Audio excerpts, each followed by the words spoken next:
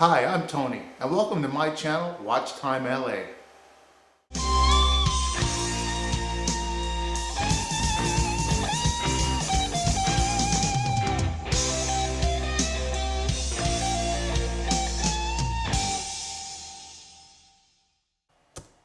Hi ladies and gentlemen, today we're going to be reviewing a white box. No, actually we're going to be reviewing what's in it, and that is the Invicta Pro Diver Grand Diver.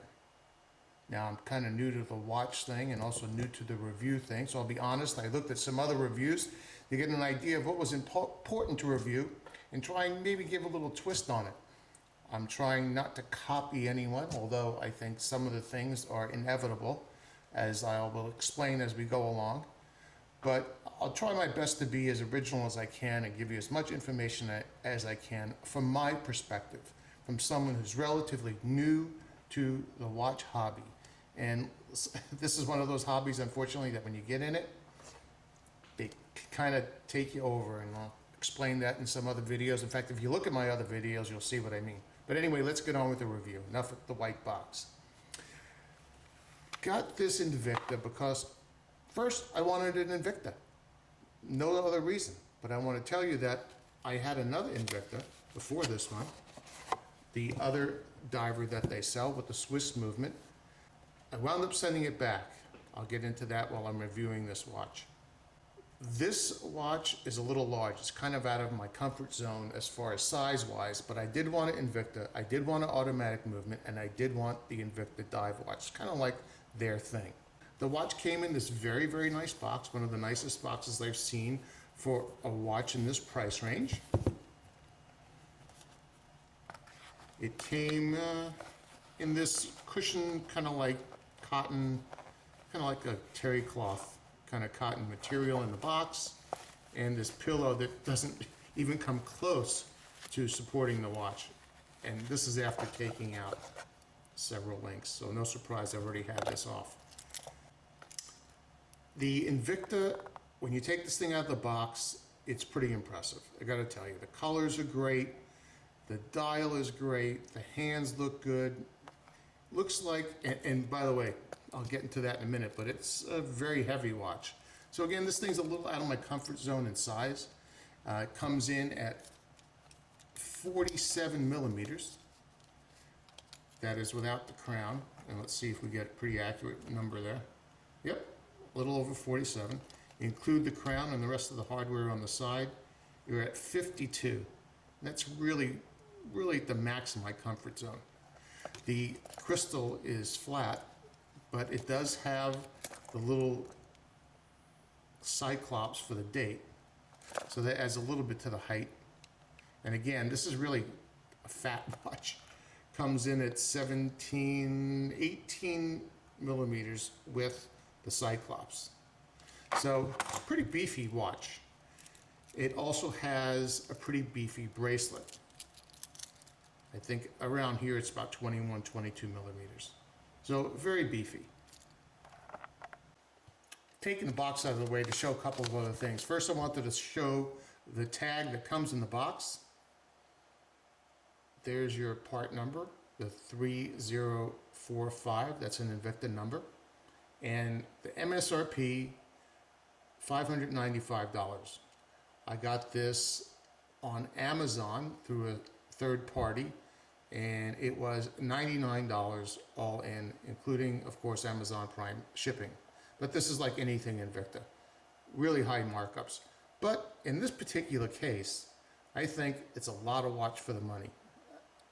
Back to what was in the box. This came in the box. I just ripped this about 2 seconds ago. But anyway, I pulled it out, and like all the watches, they have this international warranty card. What's weird about all these cards that come in these boxes, though, there's nothing on them. There's no serial number imprinted in it.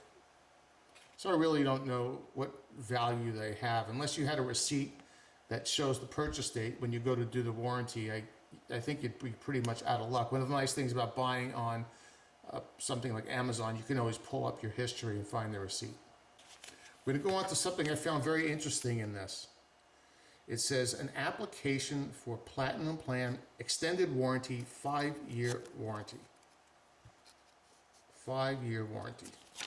Okay, and when you open it up, it gives you, if the watch suggested retail price, now not what you paid for it, but their suggested retail price, which this one will be $500 and up,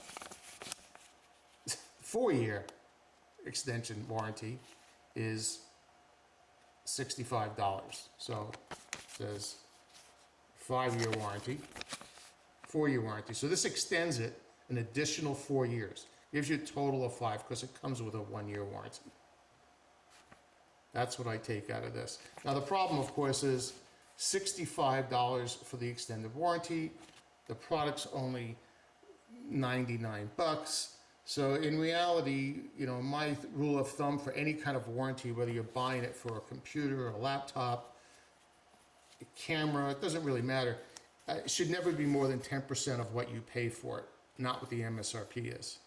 So as far as I'm concerned, I would never in a million years sign up for that.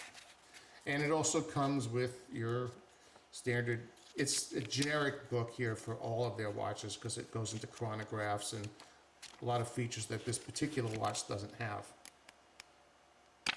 But, you know, if you don't know how to work a watch, invaluable stuff. Probably be better off looking on YouTube. So here's something else I learned watching some other YouTube videos is the gloves. When I first saw them, I'm like, really? Gloves? What's with the gloves? Kind of made me chuckle. But the reality is, if you're handling a watch for the camera and you don't have some sort of cotton gloves on, you get smudges all over it, and it tends to make it look pretty terrible. So the the gloves were actually a pretty good idea. I don't know who thought of them first, but thank you. But I see everyone else is also doing it. If anyone's interested, Harbor Freight, I think I got a 6-pack of them for about $4 or $5. Back to the watch. If you look at the face of this thing, it's very clean, very clear.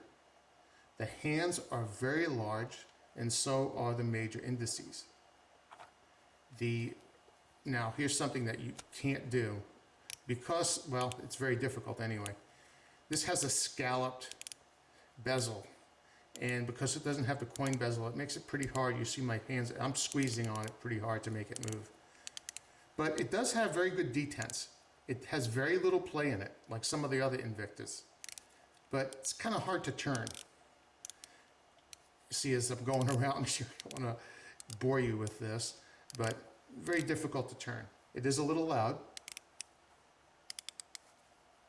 but not too bad. Now, I did say I had a different Invicta, and I bought the Swiss version of this with an MSRP of $1,495 from Invicta.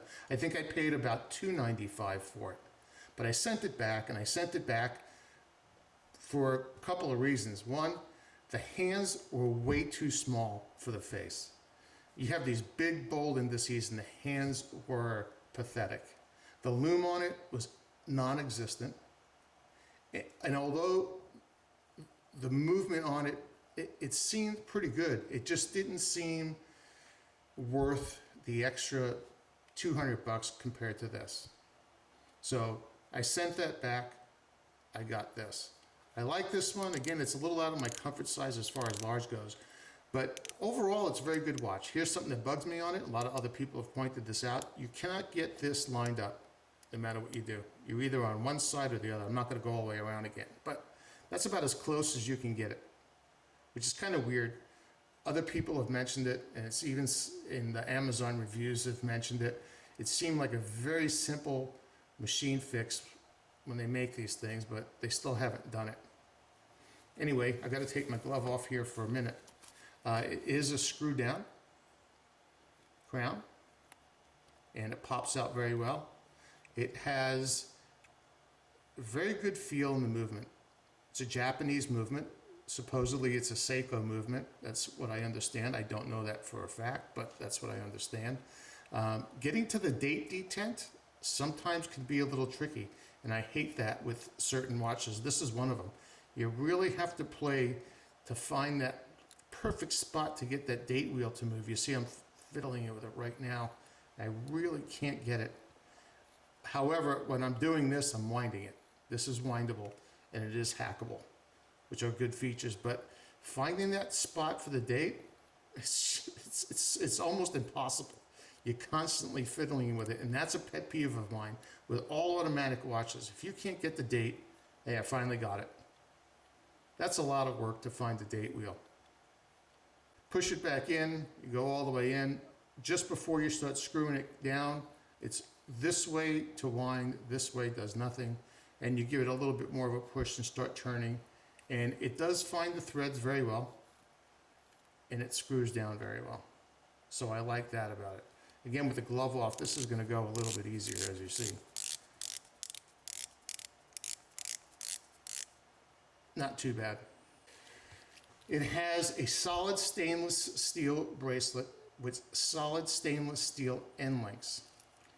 The case is all solid stainless steel. It's brushed and highly polished. The bezel is highly polished. The blue ceramic inlay is done extremely well. The back, I'm going to open this bracelet up in a little bit, but the back screwed down and seems really heavy duty. Again, for 99 bucks, this is quite a piece of machinery. The crystals are both mineral glass crystals, but they're very thick. I'm going to guess they're at least 2 millimeters on both sides. And that's what all of those features together gives this watch a water resistant rating of 330 meters or 1,000 feet. Now, I'm not a scuba diver, but here in Southern California, you never know when there's going to be a mudslide and you're going to get slid into the Pacific Ocean. So it's always handy to have a really good dive watch. Actually, this watch also made it to my doomsday watch list. It didn't win, but it was definitely a consideration. The band on the outside is brushed, and in the center is highly polished. With any of these bands that are like this, although it looks beautiful when it's new, if you wear it regularly and you don't have a cuff to protect it, this part, especially down here below the 6 o'clock, all of these links will get hopelessly scratched. And there's really no way to polish them without taking the whole thing apart, because if you try to polish these, you'll be polishing these unless you have a very small wheel. And if you try and brush these back out to get scratches out, you'll wind up brushing the highly polished part. So, you know, I knew that going in. I'm not a big fan of the scuba guys on both sides of this, but really because of the way this watch is manufactured, I don't think you could put a different bracelet on it. If you look how long those lugs are, I don't think you could just find an off-the-shelf bracelet to make this work. Another really weird thing about this bracelet and these lugs is these lugs have very sharp turn downs. So while it's okay for me, if you have really big wrists, this would make it stand off your wrist even higher. In fact, if you look, those turn downs come actually below, well, it's about even with the case here. So it's kind of odd that the natural position would be like this. On a normal watch, it would be somewhere around like that. Also, they have the Invicta Grand Diver boldly engraved. Not a real fan of that either. And they have a sign crown, but it's the diver again, the Russian diver guy. I'm okay with that, but I would have thought that that would have had an Invicta engraving. The dial, as I said, is a beautiful blue. They did a great job on it. The indices are huge. Makes for very easy viewing. The hands are also very large. And I think that on any diver, you should have really thick hands, not little tiny ones. I've seen a lot of dive watches, or what they call Seed Masters, or whatever you want to call them, and they have these huge indices, but the hands are tiny. I don't understand that. I'm going to do a lume shot here in a minute. Now here's a lume shot. It's not too bad. It's much better than the Swiss version of this dive watch that Invicta makes. The second hand is very easy to see, hour and minute hands. Now this has been charged under some very heavy LED lighting for the last few minutes. I can tell you that it does fade fairly quickly. You get about 10 to 15 minutes like this, and then it goes down to like a dull glow. It's not as crisp as it is right now, but it's not bad. I'll give it about a 7 out of 10 on the lume. Now here's where it gets kind of crazy. And I understand a lot of Invicta watches are like this, but this sucker's heavy. This is by far the heaviest watch I own by a landslide. 220 grams, 7.7 ounces. And if you want to figure that out, it's just about a half a pound. That's a lot of watch. And most of that weight is unfortunately at the top, so it's very top heavy when it's on the wrist. You'll see in a bit. Back to the bracelet for a minute. It does have this double folding clasp, which is, again, very nice. It has a machined clasp as opposed to a lot of them that have the stamped ones. So again, stainless steel, all stainless steel, solid stainless steel links. All of that put together makes for an extremely heavy watch. I'm going to open this up for a minute, and what I'm going to do is give you a quick view back here, and then we're going to put it on the scope and look for some details. And here we can see the back. It's got a nice yellow rotor. It's pretty detailed actually. We'll see close up in a bit. Invicta Grand Diver automatic, the model number. Professional. All stainless steel and water resistant to 300 meters. And of course, the diver guy again. He seems to be all over this. Try and get a shot here. 24 jewels. The NH35A movement. It says it's a USA product design.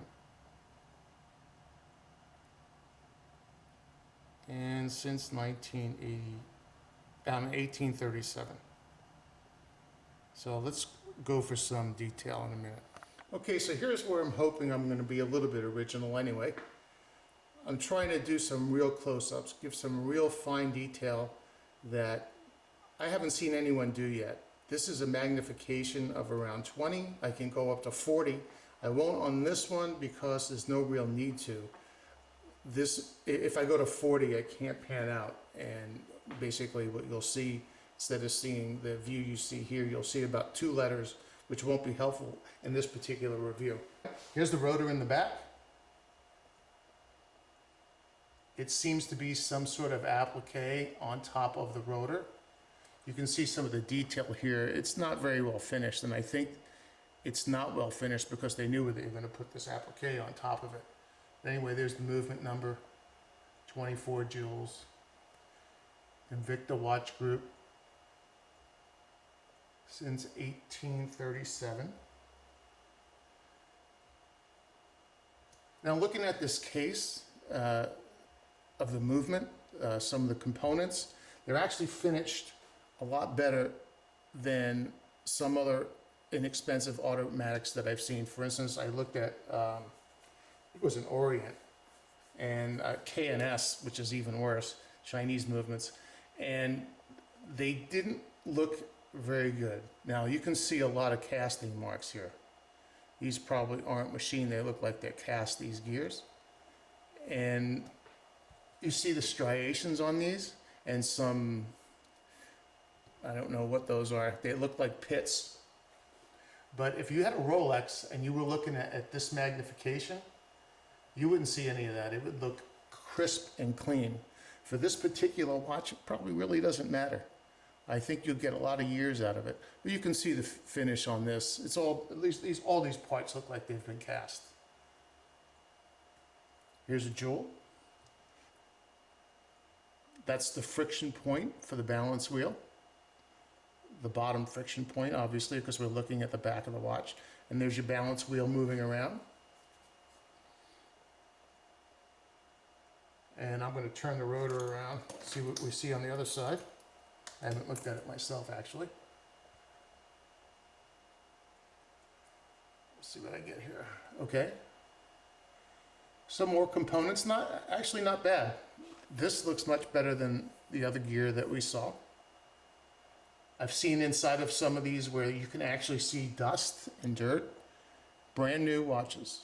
So they must keep a clean room somewhere where they put these together. So overall what I'm seeing here isn't too bad. We'll take a look at the case. Again, if there's any kind of smudge on here, it's going to look 10 times worse than it is. So you already see some slight scratching in the case back, and that's just from me wearing it a couple of times. The engraving is done very well.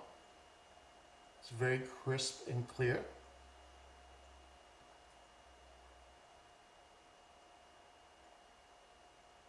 We're going to now flip it over. We're going to look inside this thing. I'm going to have to refocus real quick. Okay, so now we're looking at the dial. And you'll have to forgive me if I don't get this exactly right. I can get some overexposure because of the light kicking off the dial. But there's your diver. And water resistant. You can see the text is very crisp and very clean.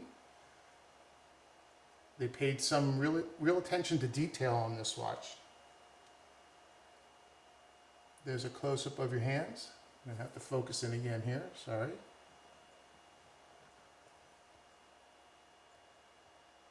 And the second hand you see going around there, that is the Invicta logo. Very close to the Breitling logo. And a lot of times what I like to find on these, and you'll see here, I'm going to point out here, you see some either dirt or scratches on the actual hands all the way around. So there's definitely some finish issues here. You'll see some on there too. And I'm going to rub across the top here, make sure that's not dust on the top. No. So all of these items here are actually inside the dial. There is your applied Invicta logo. This is printed, this is applied. And if you look at the quality of that Invicta logo, it's not so good. It almost looks like a piece of cardboard was stuck on there. Not very good. The indices are pretty well made. The smaller ones are painted. These are applied. And sorry, wind shadow there. Let me find a different part of this watch. There is your date. I'm going to zoom in on that again too. And date, obviously on the date wheel is painted on. It's actually done very well. I've seen a lot of these where you see a lot of bleeding at this magnification. Now if I go to 40x, you'll see that there is some bleeding on this, but not very much. And we'll look at some other there we go. We'll look at the numbers. This requires a lot of focusing because at this magnification, the dial is at different depths in different sections, so I have to constantly focus. And that's very well done. Try and get that second hand. Very well done. And here's your bezel.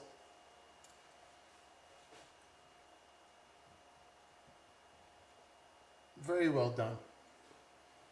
I mean, they did a pretty good job on this watch for $100 bucks. I mean, I can't really find any fault with this thing other than the size and maybe the weight. So I wanted to give you a wrist shot here. That's what it looks like on the wrist. You see it sits very tall. Very tall. A dress shirt, one of my dress shirts would just barely fit over that, and some of them wouldn't at all. And you can see there's a little wobble going on there, even though it's sized perfectly for me. And that's because it's so top heavy. You got the equivalent of 2 quarter-pounders on the top of your wrist. But overall, I think they did an excellent job on this. I wish it wasn't quite as heavy, but I'm happy with it. So to sum up my purchase here, we have a retail price, Invicta retail price of $595, purchased for $100. It is the Invicta Pro Diver Grand Diver model 3045. I'm going to do some very slow turns here. It was originally made in 2011, still being sold. There are mineral glass crystals on both sides. It is all stainless steel construction, including the end links. The bracelet is solid stainless steel. The clasp is solid stainless steel, machined. It has a water resistance rating of 330 meters, or about 990 feet. It has a unidirectional bezel. It's 47 millimeters wide, 17 millimeters thick. It's an analog automatic watch with a Japanese movement. And again, it weighs about half a pound. Literally weighs about a half a pound. But I think for the money, this is a great watch. It's a great value. I highly recommend this watch if you're looking for a diver and you don't mind something a little big. And if you're not an Invicta hater, I know there are a lot of Invicta haters out there, but I think everybody should have at least one. If you're going to have one, I think this one should be it. Get some more close shots here.